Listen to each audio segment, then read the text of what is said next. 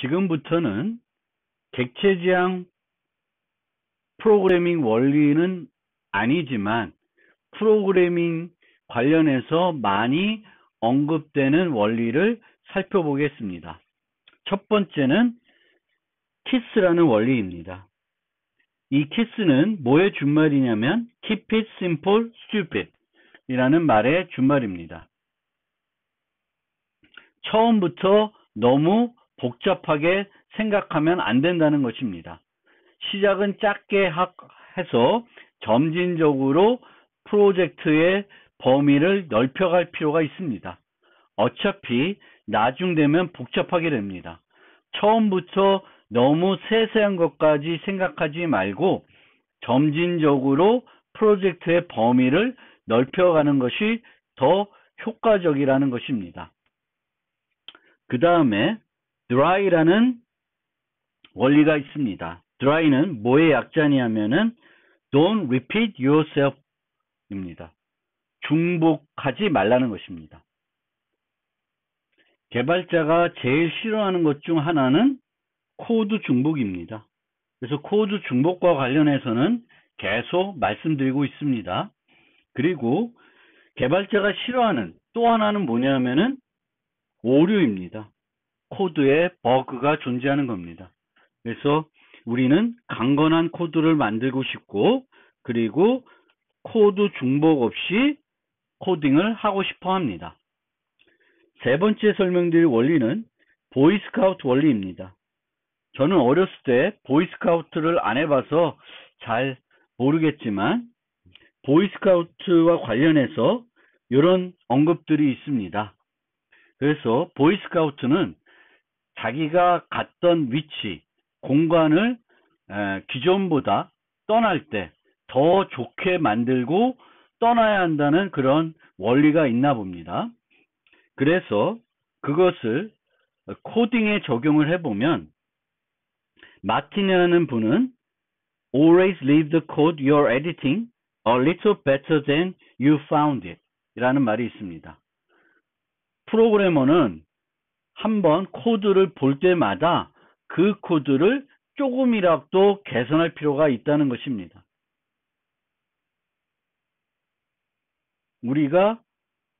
우리는 코드에 어떤 문제점을 발견하면은 그것을 지나칠 수 없다는 측면도 있습니다.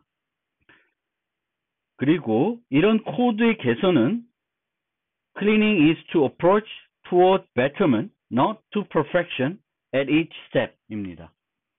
개선을 하는 것이 목적이지 완벽을 추구하는 것은 목적이 아니라는 거예요. 내가 이걸 수정해가지고 이 코드를 아주 완벽하게 만들겠다라는 생각보다 조금씩 개선을 하겠다라는 목적을 가지고 코드의 리팩토링을 접근해야 되겠습니다. The small and simple changes that result in a lifetime improvement 라는 말이 있습니다. 그래서 조금 작은 그리고 단순한 변화가 결국에는 아주 획기적인 개선을 가져올 수 있다라는 측면도 우리는 늘 생각해야 됩니다. 즉, 우리는 프로그램을 작성하고 그 다음에 다시 그 코드를 리뷰하게 되면은 예전에 봤던 것보다는 그 상태보다는 개선을 해야 되겠고, 무조건적으로 개선하기보다는 내가 그 코드를 리뷰했을 때 문제점을 발견했으면 그냥 내버려 두지 말고 조금이라도 개선을 하는 것이 중요하다는 거예요. 그리고 그런 조그마한 개선들이 모이면은 아주 큰 변화를 가져다 준다는 것입니다. 코드의 개선은 완벽을 추구하는 것이 아니라 조금씩의 개선을 추구하는 것이다 라는 것도 늘 염두에 둘 필요가 있습니다. 네 번째로 살펴볼 원리는 separation of concerns입니다. 관심사항이 다른 것들은 분리해야 된다. 모듈은 응집성이 높아야 한다는 것이고요.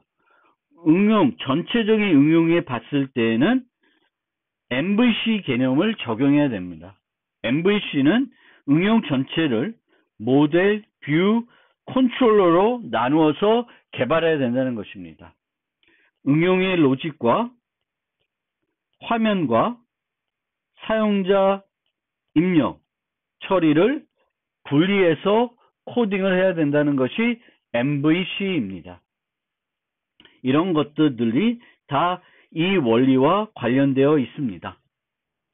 야근이라는 프린시플은 앞서 살펴본 speculative generate하고 거의 동일한 그런 원리입니다. 미래에 필요할 것 같은 기능을 미리 구현하지 마라. 보통은 필요하지 않는 경우도 많다라는 것이 야근입니다. You aren't gonna need it principle입니다. 아까도 말씀드렸듯이 이 야근이라는 원리 또는 speculative generality 이 두 가지 원리들이 변화할 수 있는 부분과 그렇지 않은 부분을 구분해서 변화할 수 있는 부분의 추상화를 충분히 고려해서 해야 한다는 것과 상충되는 개념은 아니라고 생각하시는 것이 좋습니다. 그 다음에 비슷한 원리로 avoid premature optimization 미리 최적화를 하지 마라. 어느 정도 완성이 되고 나서 해야지 중간에 최적화는 오히려 다시 코드를 수정해야 되는 어떤 원인이 될 수 있습니다. 또는 나중에 코드를 수정할 때 어려움을 줄 수도 있습니다. 따라서 미리미리 최적화하는 것은 바람직하지 않을 수 있습니다. 완벽하게 더 이상 이 부분에 대해서는 코드의 수정이 필요 없다고 생각하면은 이제 옵티마이션도 할 수 있는데 그 전에는 하지 말라는 거, 그런 것이 이 원리가 되겠습니다. 그런데 학습하는 우리 학생 입장에서는 조금 필요할 때 또 궁금하면은 옵티마이션도 해보는 것도 좋을 것 같습니다. 버전 관리를 해보면서 이 부분은 조금 이렇게 바꾸면은 코드가 좀 더 효율적으로 될 것 같으면은 그런 시도도 해볼 수 있습니다. 이 옵티마이제이션, 효율성, 간결성, 그리고 가독성 이런 것들은 조금 또 구분해서 살펴볼 필요가 있습니다.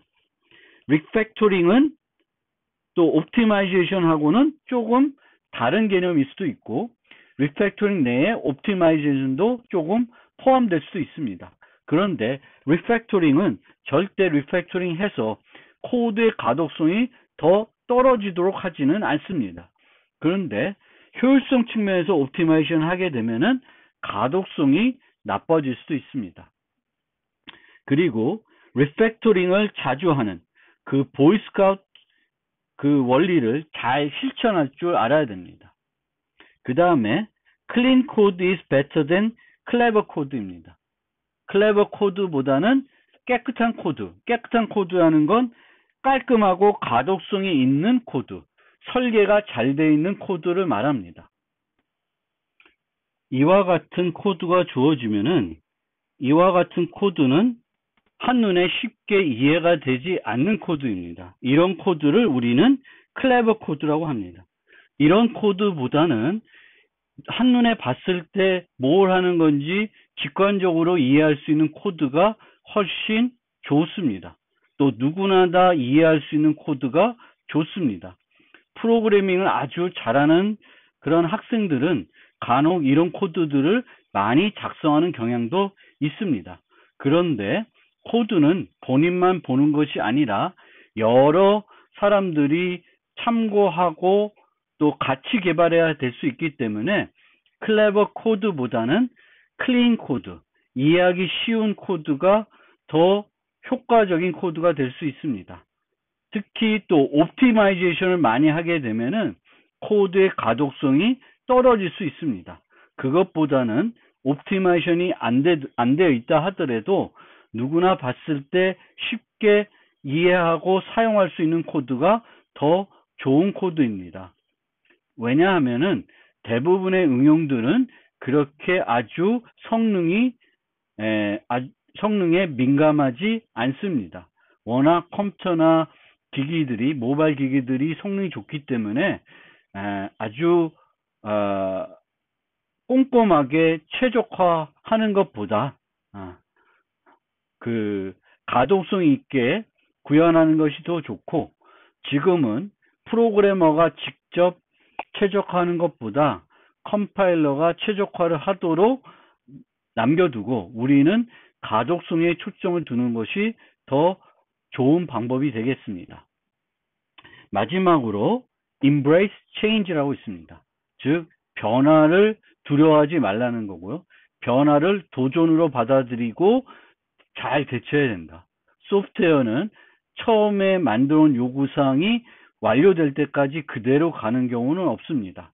중간중간에 고객의 마음이 바뀐다든지 생각하지 못했던 요소를 만난다든지 해서 계속 그 요구사항들이 바뀔 수 있습니다. 이런 변화를 충분히 대처해야 되겠고, 그것을 두려워하거나 망설이거나 뭐 이럴 필요 없이 그 변화를 잘 받아서 대처해야 된다는 것이 embrace change입니다. 이번 슬라이드에 있는 프로그램 팁들은 이미 다 한 차례 정도 설명드렸던 팁들입니다. 간단하게 살펴보고 넘어가면 우리가 목표로 해야 되는 것은 주석이 없이도 이해할 수 있는 가독성 있는 코드를 만드는 것입니다. 주석을 달아야 된다고 생각될 때 주석을 달기 전에 코드를 수정해서 더 가독성 있는 코드를 만들 수는 없는지, 더 좋게 설계할 수 없는지 그것부터 먼저 생각을 해야 됩니다.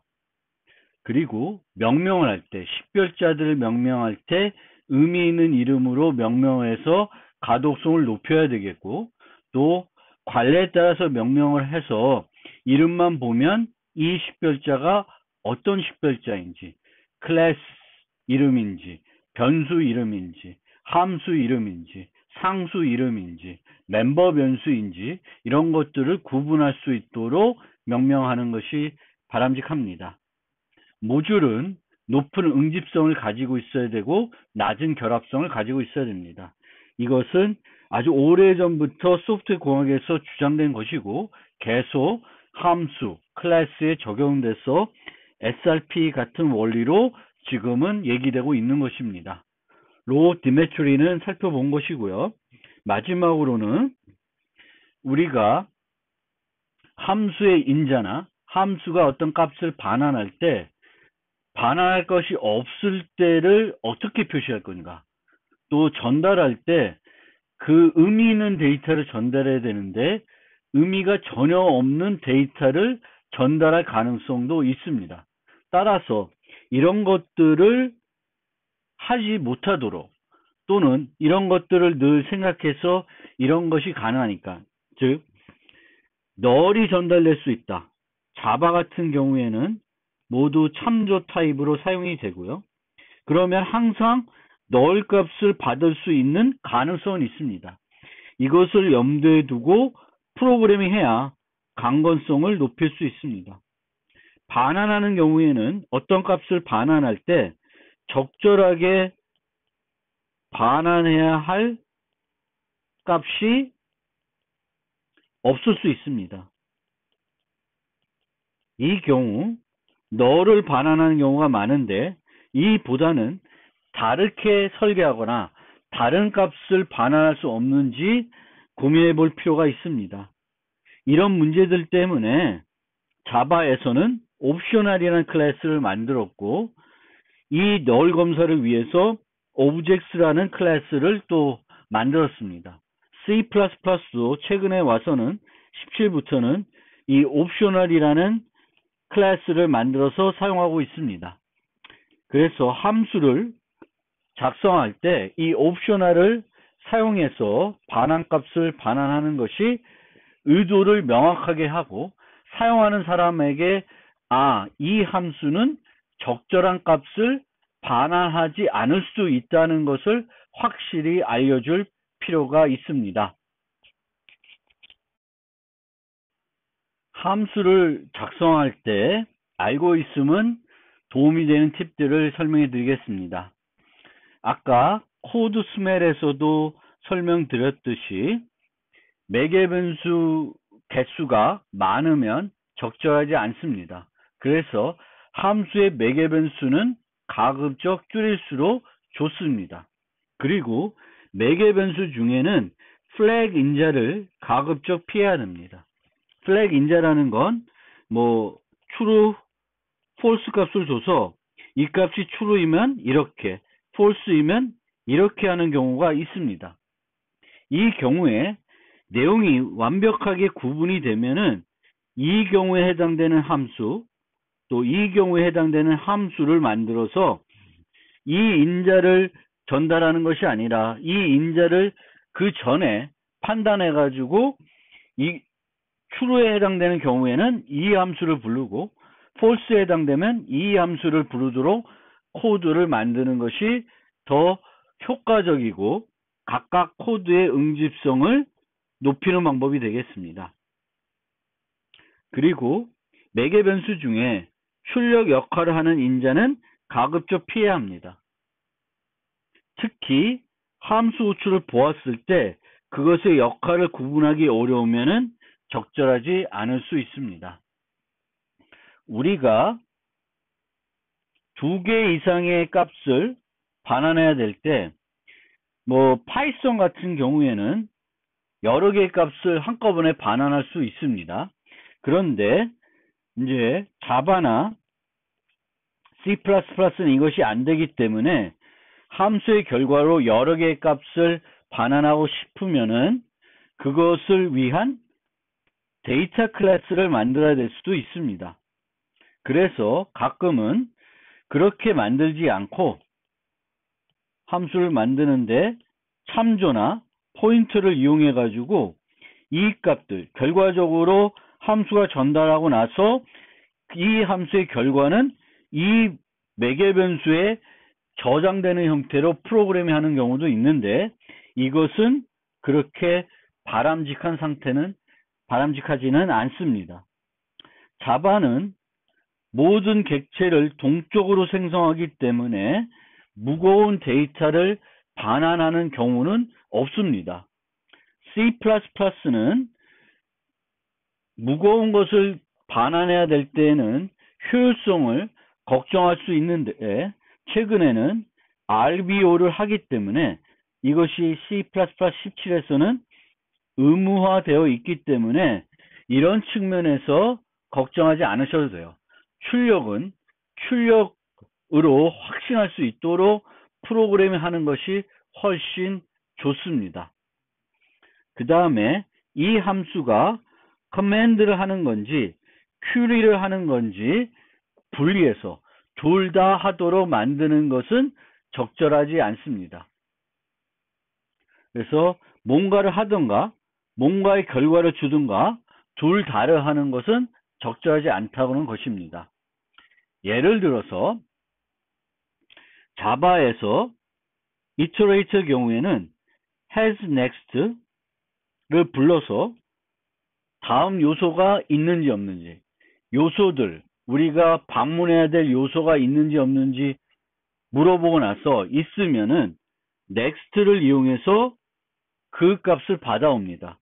이 next는 다음 요소를 주기 때문에 큐리에 해당되는데 이 next는 큐리만 하는 것이 아니라 현재 포인터를 또는 뭔가를 전진시켜서 다음번 next에서는 다음 요소를 줄 수 있도록 합니다. 즉 큐리와 커맨드가 합쳐진 형태입니다. 이런 것들은 그렇게 바람직한 것은 아니라는 것입니다. 가급적이면 질의하는 건 질의만 하고 커맨드하는 건 커맨드만 하도록 만들면 돼요. 커맨드 하는 건 그러면은 반환 타입이 보이될 거고 큐리를 하는 거는 우리가 요구한 그 결과값을 주는 것을 반환할 것입니다. 그래서 반환 타입이 있는 형태가 되는 거예요. 그 다음에 함수는 부작용이 없어야 합니다. 부작용이 있다는 것은 함수가 그 목적과 다른 일을 하는 경우, 또는 아까처럼 출력 역할하는 인자가 있으면은 이것도 부작용이라고 합니다. 예를 들어서 C에서 수업 함수 있잖아요. 수업. 이 함수는 이 두 개로 전달된 값을 맞바꿔 줍니다. 이거는 부작용이 있는 함수예요. 이 함수가 실행되고 나면은 그 결과에 그 호출한 사람은 영향을 받습니다. 이 내부적인 내용이 그 호출한 함수에 영향을 주게 됩니다. 이런 경우에는 사이드 이펙트가 있다고 합니다. 하지만 사이드 이펙트가 있다고 해서 무조건 그것을 함수로 만드는 것은 나쁘다라고만 할 수는 없습니다. 수업과 같이 늘 중복되는 코드를 우리가 만들어야 하면은 사이드 이펙트가 있다 하더라도 함수로 만들어서 코드 중복을 제거하는 것이 더 효과적입니다. 즉 코드 중복을 줄이는 것이 부작용 있는 함수를 쓰는 것보다는 더 우선돼야 되는 거예요. 그리고 이런 의미에서 또 객체 지향에서는 인자로 받는 객체 상태를 수정하는 경우도 부작용이 있다고 합니다. 제가 자바 수업할 때 많이 사용한 예제인데, 이체하는 메소드를 생각해 보면은 Alice account transfer Bob account 500 이렇게 되면은 앨리스 어카운트에서 500을 인출하고 밥 어카운트에 500을 입금하게 됩니다. 그러면 이 객체도 수정이 되고 이 객체도 수정이 되는 거예요. 원래는 우리가 A.F 이렇게 부르면 이 객체만 수정돼야 되는 것이 일반적인 경우입니다. 이렇게 되지 않고 전달된 B, C 객체들이 수정이 되면 이것도 부작용이 있는 것이라고 합니다.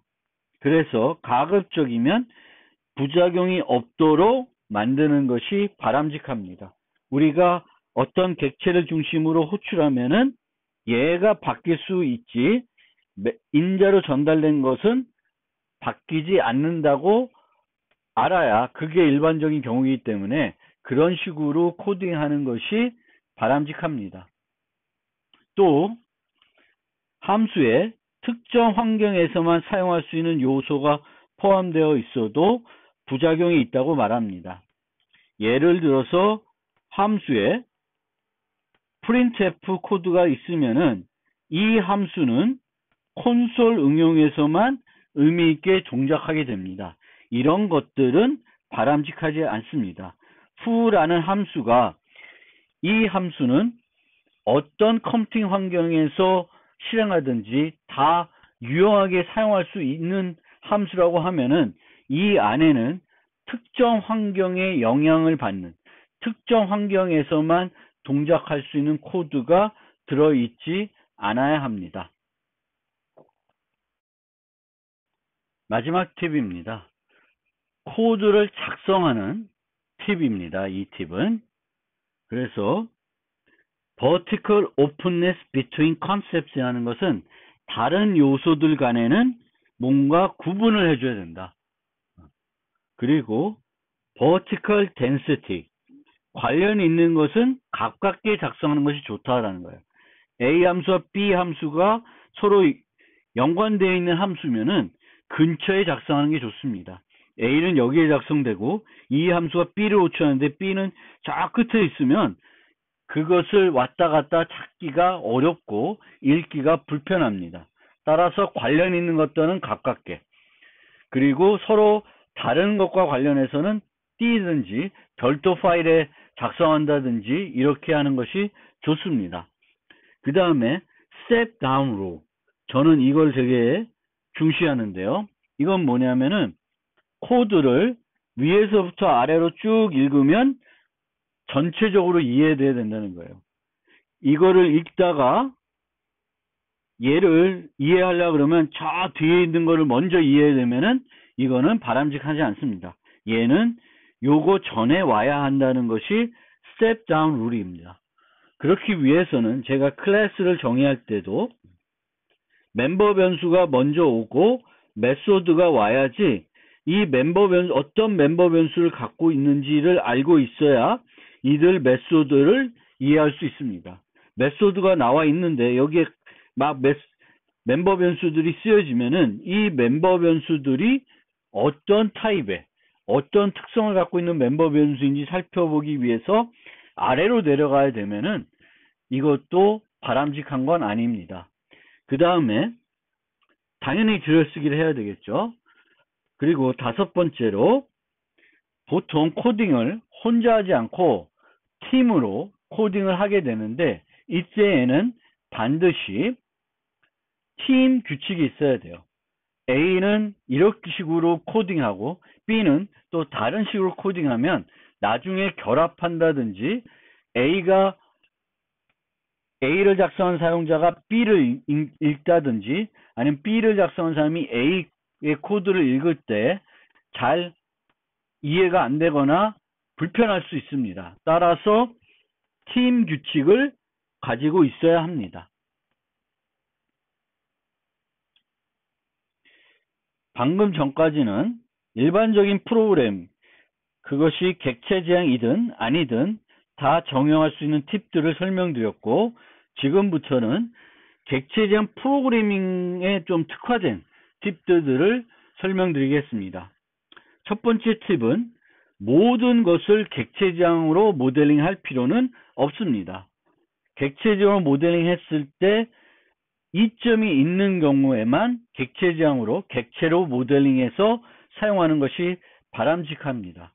또 객체 지향의 고급 기능들, 뭐 상속이라든지 이런 것들도 꼭 필요할 경우에만 하는 것이 바람직합니다. 클래스 설계와 관련된 팁은 첫 번째, 높은 응집성이 있어야 됩니다. 이거는 뭐 계속 지금까지 설명한 거죠. SRP 원리에 해당되는 거고요. 앞서도 설명드렸는데 응집성을 그러면 우리가 어떻게 기계적으로 판단할 수 있냐? 몇 가지가 있는데 클래스의 이름을 가지고도 판단해 볼 수 있습니다. 클래스 이름이 명확하게 하나의 개념을 나타내면은 이거는 좋은 클래스일 수 있습니다. 그런데 클래스 이름 자체가 복잡하고 여러 개념이 포괄되어 있는 이름처럼 보이면은 그것은 바람직하지 않은 클래스일 수 있습니다. 두 번째로 멤버 변수의 수가 많으면은 응집성이 낮은 것일 수 있습니다. 그러니까 응집성이 높기 위해서는 보통은 멤버 변수가 몇 개 안 돼야 됩니다. 멤버 변수가 많으면 많아질수록 이 클래스는 여러 가지 책임을 하는 것일 수 있습니다. 두 번째로 클래스 코드 크기가 작아야 됩니다. 너무 큰 클래스는 여러 가지 일들을 서로 꼭 밀접하게 연관되어 있지 않은 일들을 하고 있을 수 있습니다. 그 다음에 클래스를 설계할 때 낮은 결합성을 갖도록 설계해야 됩니다. 이것도 계속 살펴봤던 것이고요. 의존하는 클래스를 최소화하고 또 최소 지식 원리를 적용해서 코딩을 하고 그 다음에는 다른 클래스에 의존하더라도 상위 타입이나 인터페이스에 의존해서 유연성을 높여야 합니다. 그 다음에 객체 생성이 필요 없는 클래스는 추상 클래스로 만들어야 합니다. 보통은 상속을 이렇게 했을 때 반말에 해당되는 것 제외한 나머지들은 객체를 생성할 수 없어야 합니다. 자바는 abstract라는 키워드를 이용해서 이런 클래스들을 추상 클래스로 만들 수 있지만 C++는 그렇게 하는 방법은 없습니다.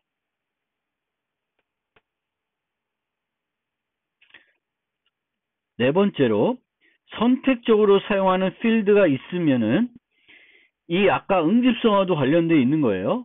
필드가 있으면, 멤버 변수가 있으면 해당 멤버 변수와 그 필드를 처리하는 메소드를 별도 클래스로 분리할 수 있습니다.